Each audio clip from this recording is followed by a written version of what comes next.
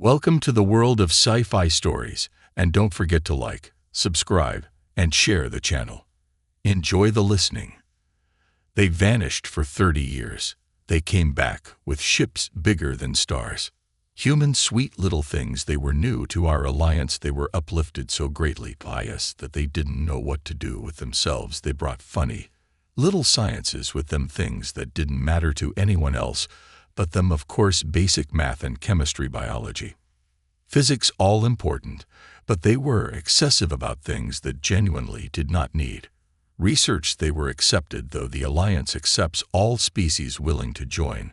We were the best thing to happen to them. They pored over our research fervently while we accepted their additions to the archives. Much of their work was classification and categorization that we didn't understand, but took novelty.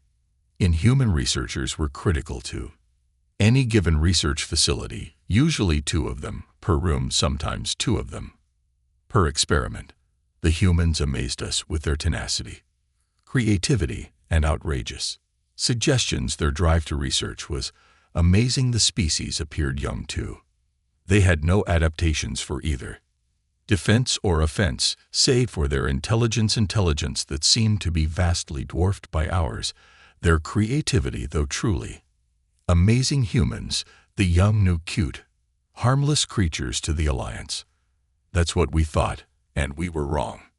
We were so wrong. They showed us their histories, gruesome, violent, costly, but what came from that short period of time amazed us. A few thousand years, and they had only been in their own system. No surprise, given their adamantly curious nature, needing to scour all the territory within their star's heliosphere to see how far they had come, from pinning what some considered their god to a wooden cross, to skipping across their own planets in only a few thousand years.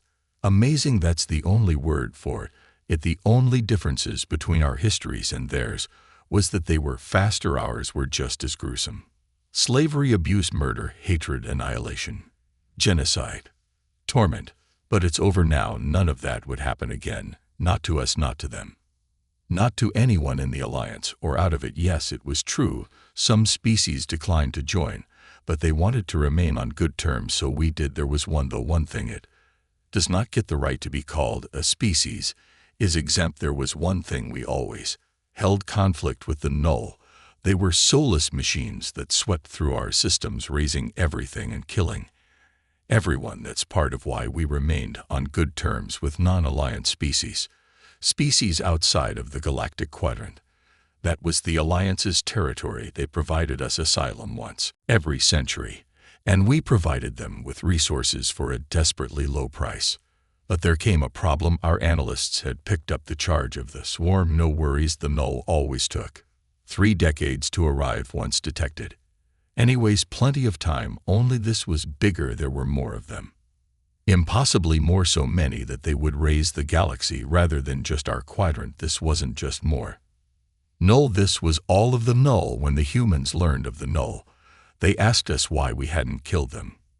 So every member of the Alliance Council had to patiently explain why it was impossible to kill the null. The humans seemed to understand well enough until every last human, yes, every last one, no matter the age, no matter their health, no matter their job, every human went into the adjacent quadrant with them.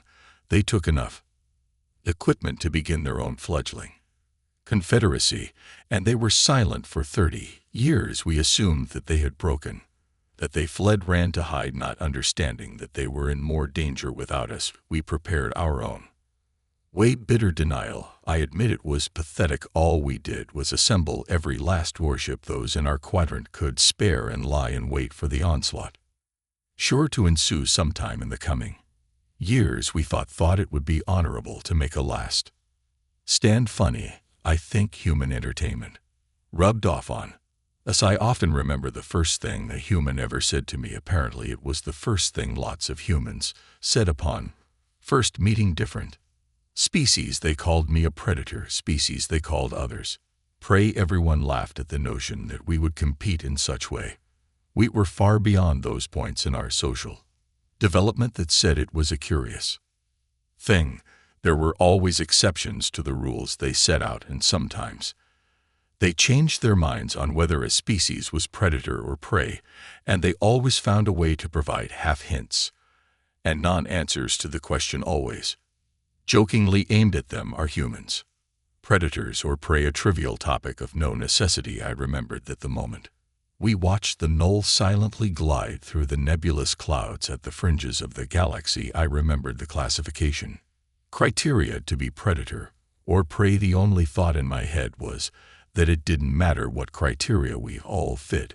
We were the prey and the null were the predators. We could see our threat. Scanners were erroring out because of how many there were. Automated targeting systems failed because they couldn't choose a lock, despite that only some of the null got out of the clouds before coming to a complete standstill of the insignificant fraction of null that was peeking from the nebula. I could see through the viewports far more than enough to raise 10 systems. In an hour they were nothing compared to what must hide beyond the haze of the galaxy's edge. To say I know we were too scared to think is an understatement. Something happened. Something that I still don't completely understand. Somehow, someway, something bigger than the entire Alliance fleet appeared above us. Appeared. It didn't seem to warp in, no wormhole signatures. Nothing. It just popped into existence. But somehow the null had anticipated it, and that's why they stopped. Then another one of those ships appeared. Then 5 more than should have been possible. Suddenly space seemed finite. The null forces shifted again. It took a long while, but the null shifted again. It didn't feel as though they had regained lost confidence. It felt as though the null was unnerved, afraid. The first thing to happen outside of mere movement was a simple transmission to all Alliance ships. Whomever they were ordered us to retreat to the nearest star. Not a single ship hesitated, and once at our ordered point of retreat, we received another transmission. It was an order to face all ships plus 10 degrees X plus 10 degrees E via the Alliance navigational standard. Every ship complied. Fear and curiosity drove us. Whatever those ships belonged to was enough to make the null fear a fight. The null scared. Space is a lightless void. Darkness is the natural state of the universe, the way things should be. Then space lit up. Someone flipped a switch. The switch flipped again and plunged the universe back into darkness, back to how it should be. Someone forced space to light up, if only for a moment, but space flickered. Something screamed a challenge into the void, and this time the void flooded the space before us, filled with the insurmountable wall of spacecraft that dwarfed star systems, appearing as they had before. Nothing. One moment there, the next. I regret not being the first to send a transmission, but in a way I'm glad I didn't. My mind went to the species, not present those too primitive to fight or too insignificant to be deserving of extinction. So suddenly, the uncountable numbers of individuals not here now, but back home. I thought of the humans, and if they would even know about their phantom saviors as our families at home would. Upon our return, my thoughts chattered into nothingness when a transmission from what was apparently the lead ship was sent to each and every Alliance craft. They spoke in Standard Galactic, a language coined by the Alliance, but it was rough. Only one species sounded like that when speaking Standard Galactic. I found myself thinking, were these prey or were these predators when they spoke? Something stirred. Something old had awakened. Something that never should have been roused. Some cosmic force had awoken that would not return to its slumber. The shadows of the void blanket us. The brilliance of the void flows around us.